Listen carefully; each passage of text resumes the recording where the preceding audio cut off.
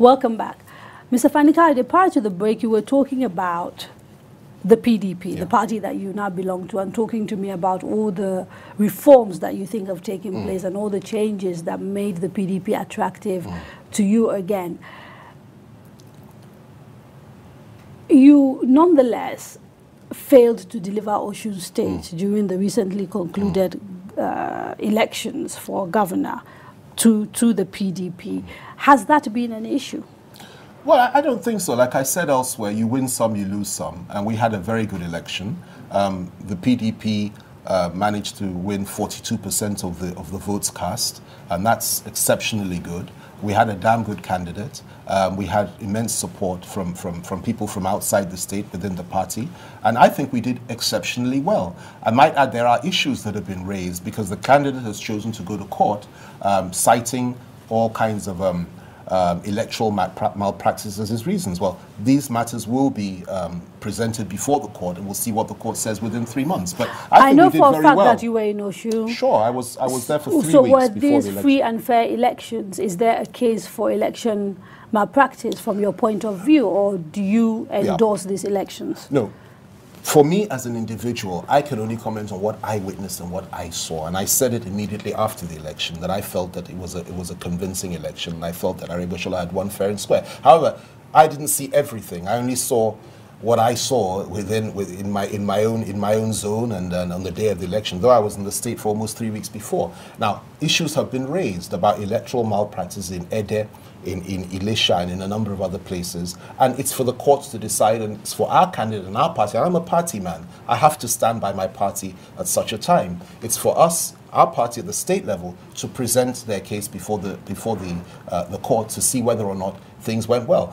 Now, my understanding is that actually all is not well in paradise, because there are people within the party that are very upset with you, particularly the state chapter of the PDP, not only because they feel that you didn't, if you like, deliver, but also because you rushed to congratulate the sitting governor, and basically gave him legitimacy, and also called him your brother, apparently, in the message that you sent. He's my brother.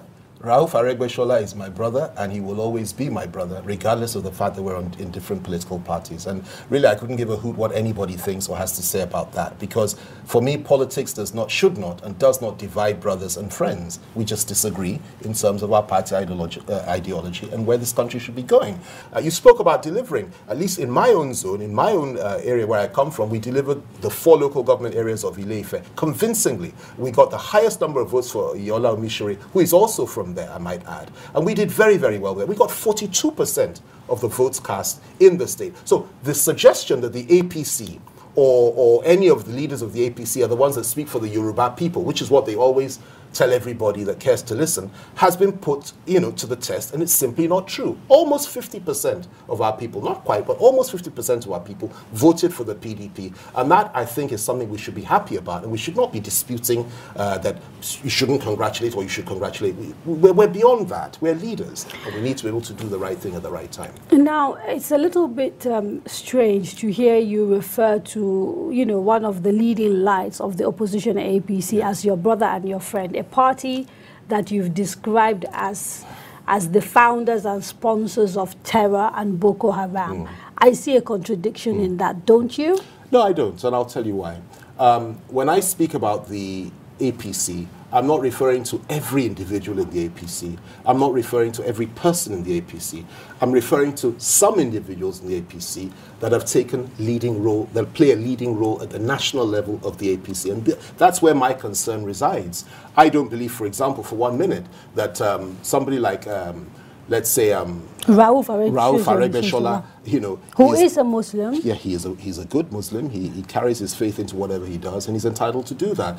I don't believe that he, as an individual, is somebody that will support or will encourage or fund or speak for Boko Haram. And you believe within the APC there are people who speak for, fund for, and support? Well, I'll go as far, on this program, I'm prepared to say that going to Aregbesola, he's never said anything that is pro-Boko Haram. As a matter of fact, he has opposed Boko Haram quite vocally over the last couple of years. But there are others within the party that have spoken up for Boko Haram, and I judge them based on the utterances that they make. Let's be specific. Okay, fine. Who? Names? Okay, let me be specific. For example, last year, while speaking to Radio Liberty, the leading presidential aspirant for the APC, General Muhammadu Buhari, said clearly and categorically that an attack against Boko Haram was an attack against the North. He also said that the Boko Haramites ought to be treated in the same way as the Niger Delta militants. They should be taken care of, they should be given allowances, they should be granted amnesty, they should be negotiated with, and so on and so forth, rather than for the army to go in and bomb their homes and kill their people.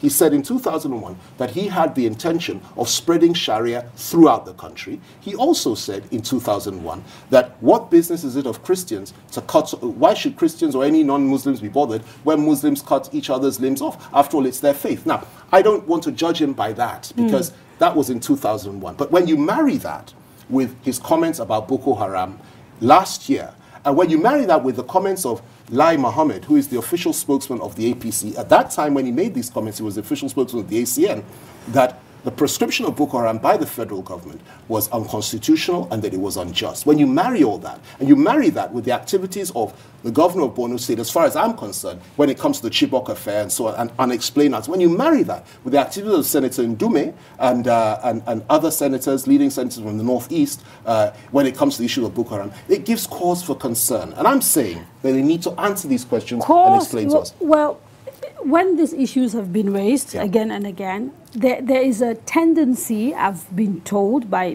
people who have interviewed, in the course of this program for these things, that people who say you need to understand the root causes of Boko Haram are seen as apologies for Boko Haram.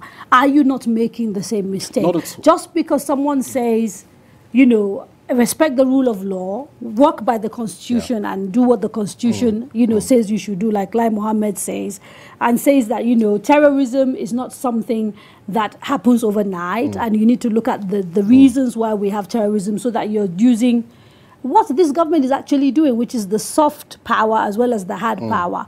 Why should that come together to mean that this is a sponsor of terror? What it does is that it allows those of us that listen to these comments to raise issues and raise questions about the intention of these people.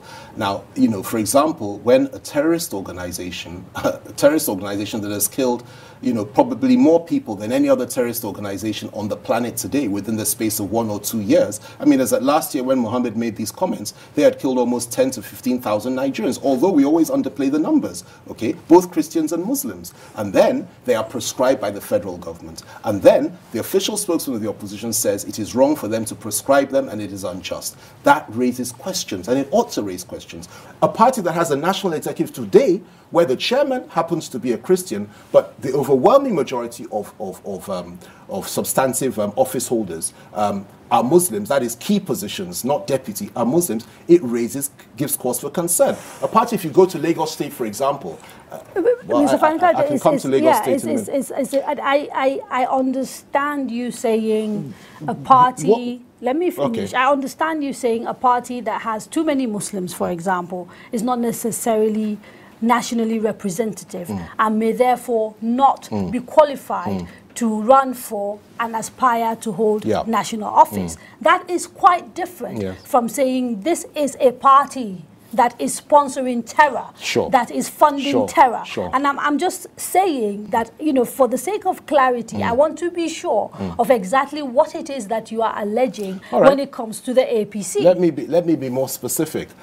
First of all, there are certain things that I probably would not want to say on this program, because it would simply implicate too many people. And don't you have a responsibility to Nigeria? No. If you know something... There's nothing I would say that I would have said here that I have not made available to the relevant security agents. And they already know everything anyway. The issue, so why haven't we seen arrests? The issue is simple and clear. Well, simply because probably, I don't know, probably ask them, but the issue would probably be, if they start picking up people like Buhari just like that, you know what's going to happen in this country. Let me take a quick break. When we come back, we speak about the letter that President Obasanjo wrote to President Jonathan and ask what Mr. Femi Fani-Kayode thinks of its contents. Don't go away.